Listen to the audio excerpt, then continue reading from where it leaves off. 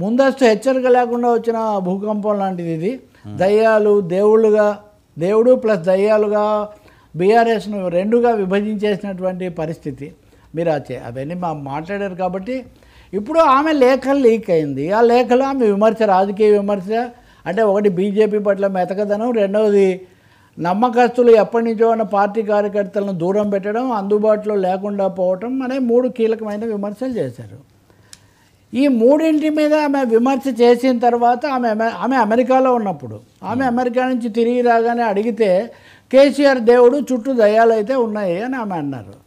ఎవరా దయ్యాలు? అంతకుముందు కూడా ఆమె నా మీద ట్రోల్స్ చేస్తున్నారు దయ్యాలు అని చెప్పారు. ఇప్పుడంటే కేసీఆర్ కంటే పవర్ఫుల్ దయ్యాలు ఉన్నాయా బీఆర్ఎస్లో?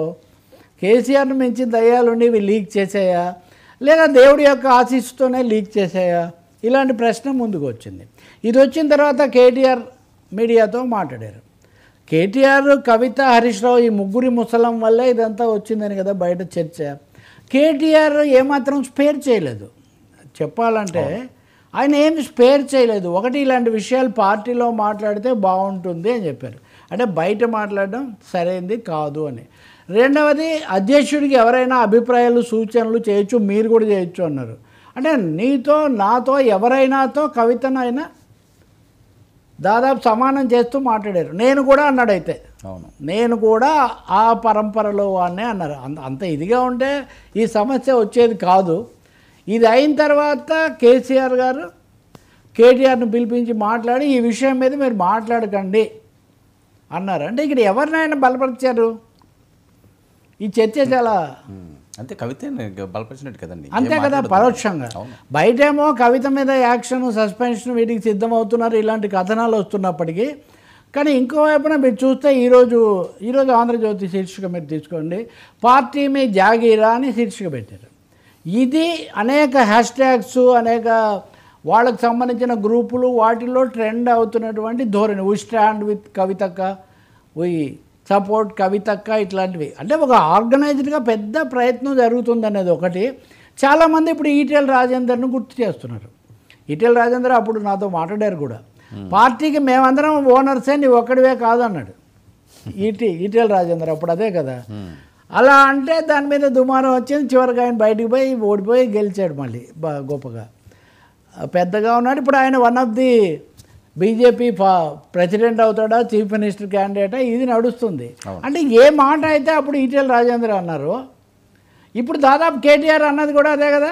అవును, అందరూ పార్టీలో ఎవరైనా రాయొచ్చు, ఎవరైనా ఇదే అన్నారు కదా. ఇప్పుడు కవిత తరఫున వీళ్ళు మాట్లాడుతున్నారు. ఇక్కడ ఒకటే రహస్యం, హరీష్ రావు దూరంగా ఉన్నారు.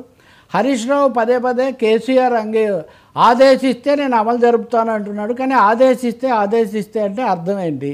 దీని మీద వాళ్ళకి చాలా సన్నిహితుడైన ఒక ఎమ్మెల్సీ ఆయన ఒక మీడియాలోనే మాట్లాడారు బహిరంగంగానే.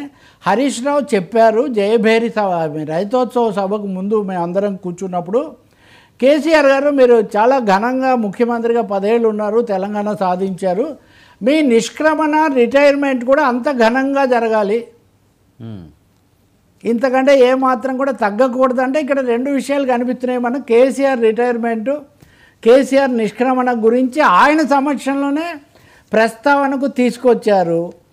రెండవది, మీరే ముఖ్యమంత్రిగానే నిష్క్రమించారు అని చెప్పడం అంటే దాని అర్థం మరొకరికి మీరు వారసత్వం అప్పగించకూడదు అని. 5వ మాట, కేసీఆర్ నిర్ణయిస్తే, అందులో ఆయన అది కూడా చెప్పాడు. కేసీఆర్ హరీష్ రావుకు సన్నిహితంగా ఉండేవాళ్ళు, నాయకత్వం అంటుంటే ఆయన ఉద్దేశం పార్టీ నాయకత్వం అని తప్ప ప్రభుత్వం అంతా మీరు నడపాలని కాదు. ఆయన కేసీఆర్కే చెప్పారు కదా మీరు ముఖ్యమంత్రిగానే నిష్క్రమించాలి అని. పైగా వాళ్ళ అభిప్రాయం కూడా ఇక్కడ కేసీఆర్ లేకపోతే గెలవలేము అన్న ఒక అభిప్రాయము. రెండవది, కేసీఆర్ కూడా తను ఏమన్నా చేస్తే అది ఎలాంటి ఫలితాలకు దారితీస్తుందో, అసలే ఓడిపోయి ఉన్నారనేది ఒక ముఖ్యమైన అంశం ఇక్కడ. ఇవన్నీ బీజేపీకి అనుకూలంగా చేస్తున్నారా అంటే ఇది పెద్ద $1 మిలియన్ క్వశ్చన్. ఉదయం నేను ఒక రాజకీయ పార్టీకి కీలక నాయకుడితో మాట్లాడాను. మీరు కవిత బీజేపీతో కలిసినందుకు ప్రశ్నిస్తున్నారు చాలామంది, అందుకని ఓకే మంచిదే కదా, మత రాజకీయాలు మంచిది కాదు అంటున్నారు. ఆ అంశం మీద బీఆర్ఎస్ చీలిపోయింది అనుకోండి, ఏ అంశం మీద అయినా సరే బీఆర్ఎస్ చీలిపోతే లాభపడేదారు?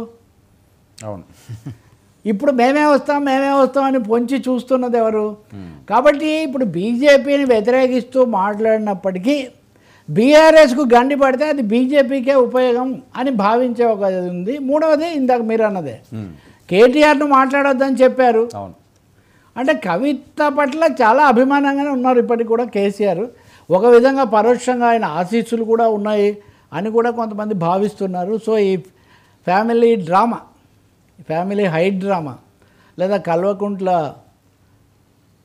అంతర్గత లేదా బీఆర్ఎస్ అంతర్గత వ్యవహారం చివరికి ఎట్లా ముగుస్తుందో కానీ చాలా మలుపులకు, తెలంగాణ రాజకీయాల్లో భారీ మలుపులకు, కుదుపులకు మటుకు ఇది సిద్ధమవుతోంది. నాకు తెలిసినంతలో కవిత ఇతర పార్టీల నాయకులను కూడా కలుసుకొని మీరు నాకు సహకరించాలి, తెలంగాణ జాగృతి వేదికగా నేను చాలా చేయబోతున్నాను, జ్యోతిబాపులే విగ్రహం అవి పెట్టాలి అనే ఆందోళన ఇవన్నీ కూడా. కాబట్టి తెలంగాణ రాజకీయాలు అనూహ్యమైన మార్పులు అయితే రాబోతున్నాయి. హరీష్ రావు కేటీఆర్ కవిత విషయాలు కనిపిస్తున్నాయి. హరీష్ రావు ఎజెండా ఇంకా స్పష్టం కాదు. ఇవన్నీ స్పష్టమయ్యే వరకు ఆయన రారు. నేను మామతోనే ఉంటాను అని ఆయన చెప్తుంటారు. మామాళ్ళు అంత తొందరగా ఎవరికి దొరికే కొరుకుడు పడేవాళ్ళు కాదు. ఈ మెయిన్ వైల్ కేటీఆర్ ఈరోజు అమెరికా వెళ్ళిపోతున్నారు. కాబట్టి ఆయన ఇప్పుడు వచ్చి ఇక్కడ ఏమి రంగంలో చేసే పని ఏమీ లేదు. కానీ కొంతమంది షర్మిల ఎపిసోడ్తో కవితను పోలుస్తున్నారు. రెండు పూర్తిగా భిన్నమైనవి. కాకపోతే అన్నా చెల్లెళ్ళు కుటుంబాల్లో కలహాలను ఒక విషయం మినహాయిస్తే షర్మిల బోల్డ్ ఫ్రమ్ ది బ్లూ లాగా ఆమె ఎక్కడ నుంచో వచ్చి జగన్ ముఖ్యమంత్రిగా ఉండగా అన్నా చెల్లెళ్ళ వివాదము, దీనివల్ల తెలంగాణ, ఆంధ్ర, కాంగ్రెస్ చాలా ట్విస్టులు. ఇన్ని ట్విస్టులు కవిత విషయంలో లేవు. ఆమె తెలంగాణ జాతి, కేసీఆర్ కుమార్తె, కేటీఆర్ చెల్లెలు, ఎంపీ, ఎమ్మెల్సీ, ఆమె రాజకీయము, ఆమె తెలంగాణ జాగృతి, ఆమె పాత్ర ఆమెకు స్పష్టంగానే ఉంది. కాబట్టి బహుశా ఈ విషయంలో షర్మిల కంటే కొంచెం కవితకు ఒక బెటర్ ప్లాట్ఫామ్ ఒకటి ఆమెకు కొంత ఉంది. ఎంత జరుగుతుంది ఎంత లేదని మనం చెప్పలేం. కానీ బట్ షర్మిల మీద అయితే అండి ఆ రాష్ట్రంలో ఆ పార్టీ వాళ్ళే ఏఐసిసికి వెళ్ళి ఫిర్యాదు కూడా చేస్తున్నారు. దిస్ ఇస్ వాట్ నేను ఎప్పుడు చెప్తుంటే, టాల్స్టాయ్ సామెత ఒకటి, ఆల్ కంపారిజన్స్ ఆర్ లేమ్ అని. పోలికలన్నీ ఓటీవీ అని. బట్ బీఆర్ఎస్ అధినేత, వ్యవస్థాపక నాయకుడు కేసీఆర్ ఈ మొత్తం వ్యవహారాన్ని ఏ కోలికి తీసిపోతారు, ఎప్పుడు నోరు విప్పుతారు?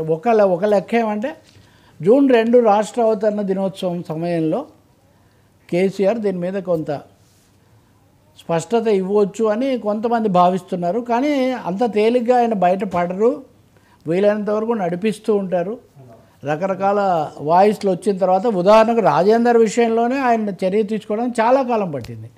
ఈటెల రాజేందర్కే అంత రోప్ ఇచ్చిన వ్యక్తి కవిత లాంటి వాళ్ళకి ఇంకా చాలా ఇచ్చి ప్రోసు కాన్స్ అన్నీ లఘు బిగు చూసుకున్న తర్వాత కానీ ఒక కొలిక్కి రాదు. But Kavitha is very form.